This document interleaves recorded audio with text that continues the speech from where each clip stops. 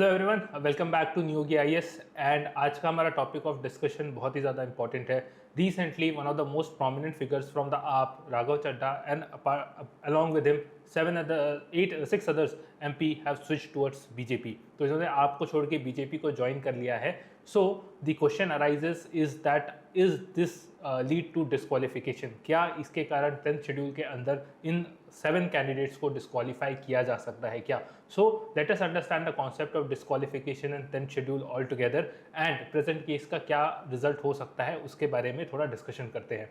सो अगर आपको रिसेंट आपने न्यूज़ पढ़ी होगी तो आपको पता चलेगा कि 7 ऑफ द राज्यसभा एमपीज जो आपसे इलेक्ट होकर गए हुए थे उनको जो है उन्होंने डिफेक्ट करके बीजेपी ज्वाइन कर ली है। ओके, इन ऑल टोटल जो आपके पास मेंबरशिप थी राज्यसभा में वो टोटल 10 थी, उसमें से 7 मेंबर्स जा चुके हैं। So only 3 are remaining with in the Rajya Sabha. So 3 AAP members अभी भी जो है राज्यसभा में एग्जिस्ट करते हैं। While this development is important but more critical development जो है इससे ज़्यादा इंपॉर्टेंट जो आपको एस्पेक्ट ध्यान में रखना है वो आपका है 10th शेड्यूल का। So let us understand this concept of 10th schedule and उसकी applicability. So will this trigger disqualification? ठीक है, क्या इसके कारण डिस्क्वालिफिकेशन हमको देखने को मिल सकता है क्या 10th शेड्यूल में? So that answer turns on the single legal question. एक सिंगल लीगल क्वेश्चन है जिसका आंसर अगर पता चल जाए तो ये समझ में आ जाएगा कि इससे कारण डिस्क्वालिफिकेशन होगा कि नहीं होगा। And that idea is of the idea of merger. ठीक है, merger of original political party. This is the term which is written in constitution. Constitution में इस शब्द का इस्तेमाल किया गया है, merger of original political party. So ये जो शब्द है merger of original political party, इसमें ये ओरिजिनल पॉलिटिकल पार्टी क्या डिनोट करता है, ये सबसे बड़ा सवाल खड़ा होता है। ओके, सो अगर एक पाथ एक ही तरफ जाते हैं, अगर वैलिड मर्जर का केस हम कंसिडर करते हैं कि इसको अगर वैलिड मर्जर माना जाएगा तो उस केस में ये जो ओरिजिनल पॉलिटिकल पार्टी है ये सिर्फ और सिर्फ आपके राज्यसभा फैक्शन को डिनोट करेगी। Okay, what does it will represent? It will be treated as Rajya Sabha level merger under para 4 of 10th schedule. 10th schedule के पैरा 4 के जो है अंदर इसको सिर्फ राज्यसभा लेवल के पार्टी के लेवल पे पार्टी का मर्जर समझा जाएगा। वहीं अगर हम डिस्क्वालिफिकेशन की तरफ जाते हैं तब इसका इंटरप्रिटेशन कंप्लीटली डिफरेंट होगा। उस केस में जो ओरिजिनल पॉलिटिकल पार्टी है उसको सिर्फ और सिर्फ राज्यसभा के कैंडिडेट्स तक लिमिटेड नहीं रखा जाएगा। इसका मतलब होगा जो ओरिजिनल पार्टी, जो पॉलिटिकल पार्टी आप एज अ पॉलिटिकल पार्टी, वो पूरे इंडिया का कलेक्टिव रिप्रेजेंटेशन उसका देखा जाएगा। Okay, so this is where the trick lies कि जब ओरिजिनल पॉलिटिकल पार्टी की बात करी जा रही है तो ये कौन सी वाली ओरिजिनल पॉलिटिकल पार्टी है? Is it only limited to Rajya Sabha और does it involve the entire India? Okay, so that is the deep question, that is the fundamental question that has to be answered. So यहाँ पे legal opinions already split है। One of the sides are saying कि नहीं, इसके कारण disqualification नहीं होगा। Y are they saying कि इनका क्या कहना है कि 7 आउट ऑफ 10 जो आपके जो राज्यसभा के एमपीज हैं they actually represent more than 2/3 of the party Rajya Sabha strength. ठीक है, इनका कहना है कि ये जो 7 एमपीज हैं आउट ऑफ 10 ये ऑलरेडी 2/3 से ज़्यादा हैं राज्यसभा के स्ट्रेंथ के हिसाब से, और इसके कारण chairman will treat them as a valid merger under the para 4 of 10th schedule. ठीक है, इसलिए इसको चेयरमैन कैसे ट्रीट करेंगे? एक वैलिड मर्जर की तरह। क्या इसका प्रेसिडेंस एग्जिस्ट करता है? सो यस, टीडीपी के केस में, टीडीपी मर्जर के केस में भी जब हमारे honourable vice president Venkaiah Naidu ji थे तो उन्होंने भी सिमिलर लाइन पे मर्जर को अप्रूव किया था and the members were not disqualified, उनको डिस्क्वालीफाई नहीं किया गया। बट वहीं अगर आप दूसरे साइड के ओपिनियंस को पढ़ते हैं तो आपको पता चलेगा कि यही एलिमेंट जो है डिस्क्वालिफिकेशन की तरफ भी जा सकता है। पैराग्राफ में रिक्वायर्ड क्या है? पैराग्राफ 4 स्पेसिफिकली स्टेट करता है कि it requires the original political party का मर्जर। ठीक है, सिर्फ राज्यसभा के कंटिजेंट या फिर राज्यसभा के अंदर जो पॉलिटिकल पार्टी के मेंबर्स है सिर्फ उनके डिस्कशन नहीं करता, ये पूरे के पूरे पार्टी मेंबर्स का डिस्कशन करता है, ये एंटायर ओरिजिनल पॉलिटिकल पार्टी का डिस्कशन करता है। मींस आपका मर्जर होना चाहिए, आपके सिर्फ राज्यसभा के मेंबर्स का मर्जर नहीं होना चाहिए, ये डिस्टिंक्शन क्रिएट करता है। ओके, सो इसके हिसाब से आप जो है रिटेन जो है आपके अगर मेंबरशिप की बात करें तो अभी भी दिल्ली में भी उनका मेंबरशिप है, पंजाब असेंबली में भी उनकी मेंबरशिप्स हैं। So considering all those part, क्या ये मर्जर कंप्लीट है इन इटसेल्फ और इसको जो है डिस्क्वालिफिकेशन की तरफ लेके जाना चाहिए, ये डिबेट एंड डिस्कशंस क्रिएट हो रहे हैं। Okay, see there is no AAP faction inside BJP, BJP के अंदर ही कोई आप फैक्शन एग्जिस्ट नहीं करता।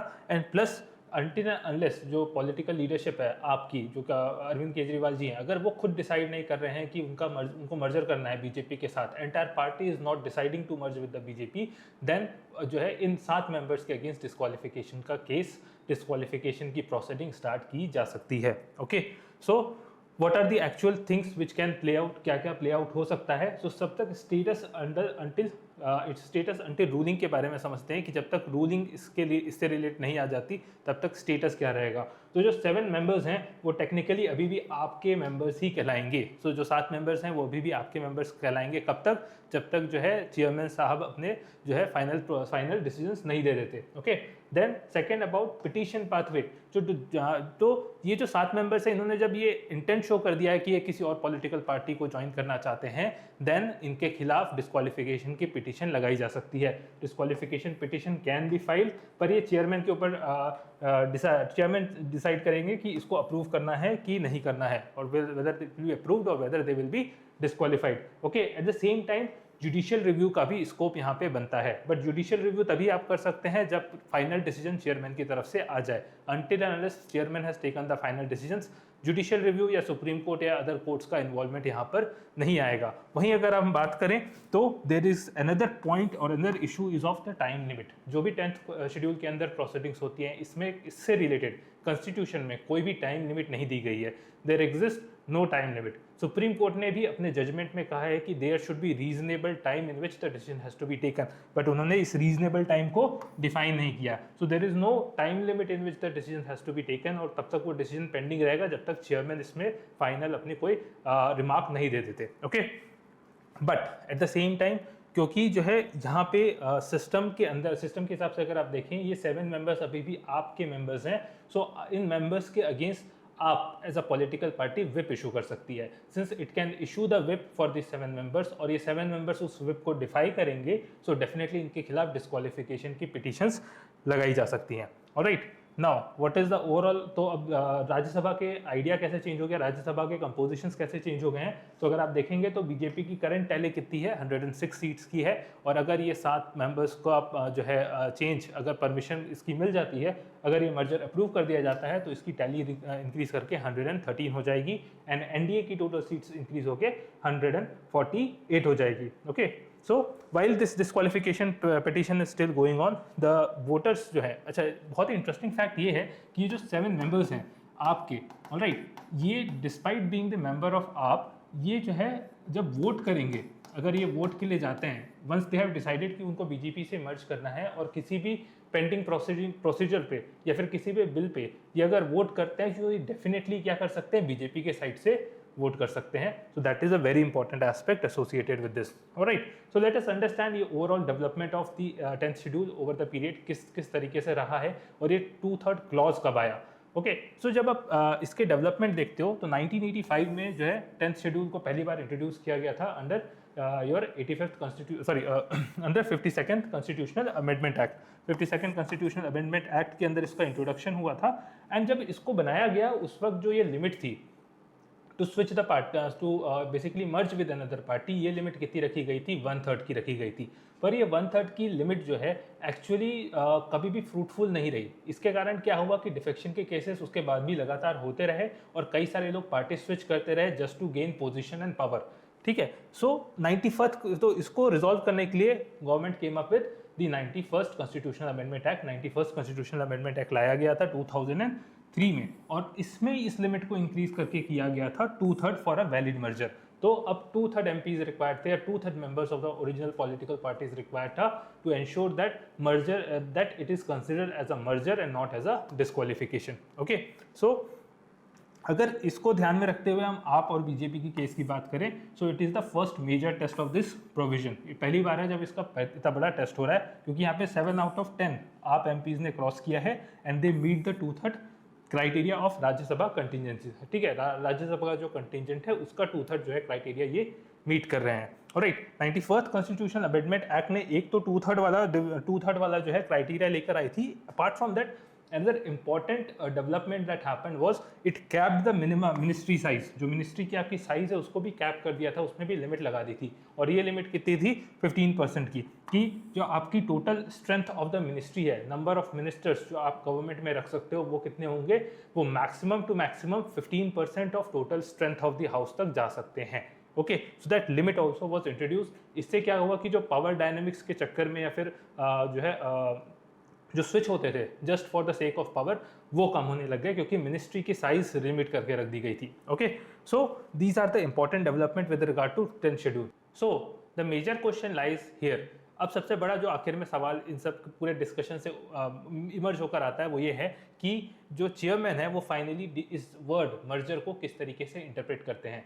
ऑलराइट, अगर पहला केस हम ले, जब राज्यसभा की कंटिजेंसी को ही ओरिजिनल पॉलिटिकल पार्टी अगर कंसिडर किया जाएगा, देन उस केस में जो 7 मेंबर्स होंगे ये डिस्क्वालिफिकेशन प्रोसीडिंग्स अट्रैक्ट नहीं करेंगे.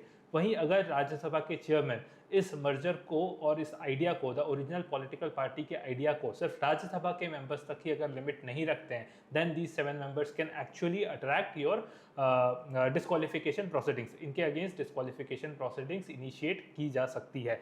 However, the major issue is that chairman इसमें कोई भी decisions ले, there is a high possibility that this element will go to court, क्योंकि यहाँ पे जो है constitutional interpretation का क्वेश्चन आ जाता है. यहाँ पे जो वर्ड है the original political party, जो constitution में लिखा गया है original political party का शब्द, इसका exactly क्या मीनिंग है ये हमको कहीं ना कहीं सुप्रीम कोर्ट ही बता सकती है. So there is a high possibility that irrespective of the decisions, court में have to take the final call. Alright, so ये आपका 10th शेड्यूल का ओवरऑल आइडिया है. इससे रिलेटेड आपको कोई भी डाउट्स और डिस्कशंस करने हो, so do let us know on the comment. This will be it from our end. Let us keep on tracking on the progress of this issue. Thank you for joining today.